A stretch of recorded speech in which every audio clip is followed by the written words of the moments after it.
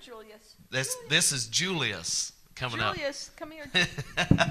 She's getting Julius. But anyway, she's rescued these kittens, and now they're cats. Look at this. This is Julius. These were born in Julius don't like it. They were born It's camera in shy. early April. They were 4 weeks old, and when they were left stray, and we said we'd foster them. Okay. Julius and 2 sisters, and we ended up adopting all 3 of them. Julius was neutered at our September clinic. So how many animals do you have in total at your home? At our home? Yeah. Not counting me and my husband or the goldfish. Yeah. We've got 2 dogs. One was from the Knox Whitley Animal Shelter, was abandoned after Hurricane Katrina.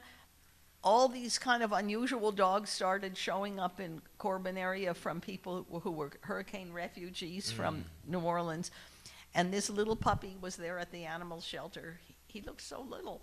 And now he's 86 pounds. 86 pounds. And then our other dog died, and we adopted one again from Knox Whitley Animal Shelter about 2 months ago. And she's maybe a bird dog. Just a spotted dog. So we have 2 dogs, and we had 2 cats. They're Amy Young, who'd been very active in animal rescue. Amy had rescued a cat in a flooded basement where every of the other animals had drowned, and this one was in a bureau drawer. And she rescued this cat, and it gave birth to a litter. So we adopted a brother and sister from that litter. So we had just the 2 adult cats. And then we got these 3 foster kittens that we ended up keeping. So we have 5 cats and 2 dogs in our house. That's amazing. And you know, a lot of times people really get attached to these animals. I mean, if they're sick or if they pass away, it really devastates a lot of people. Oh, yeah. But, you know, life goes on. And I've had people who say, someone who said, my cat died after 17 years, I could never have another one. I said, don't tell that to me, because my husband died after 41 years and I remarried. If you love someone, you owe it to them to keep living and to pass on that love. And so when your cat dies or your dog dies, you shouldn't say you could never have another one. Exactly. You're not replacing the one you loved that died, but you can still have that love to give and share. Right, and I noticed in Cincinnati, they got a big pet cemetery up there. I mean, it's huge, and they've got the gravestones and everything for these animals. You know, some people are really serious Very about their animals. Yeah, I have a daughter who, they had a 21-year-old cat who died, and they have his ashes on the mantle in an urn, I think. The ashes on my mantle are from me not cleaning. They're not from dead animals, I think. It just... Right.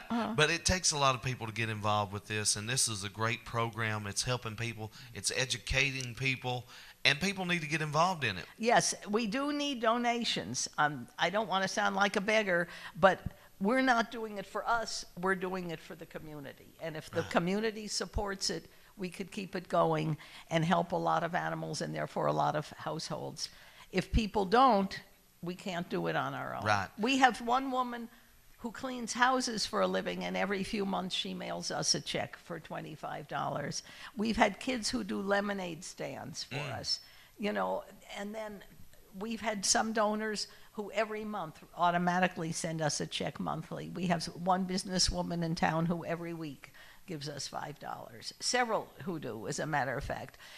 It's the money that keeps this going, because I would guess about half of the people that come to us for spay and neuter, even though our prices are very low because we do so much of the work, Right.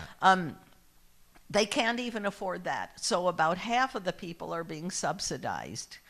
They're low income, they're disabled, they're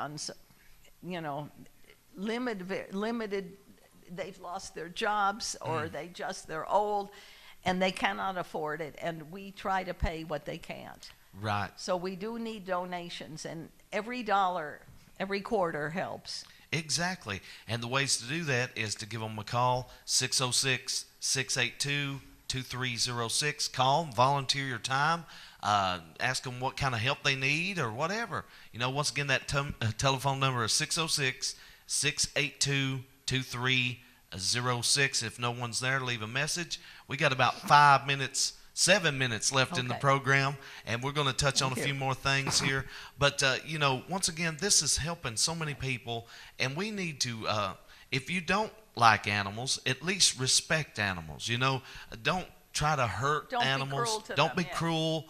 And a lot of people thinks it's funny or it's a big joke. It's not a joke. It's a living, breathing thing.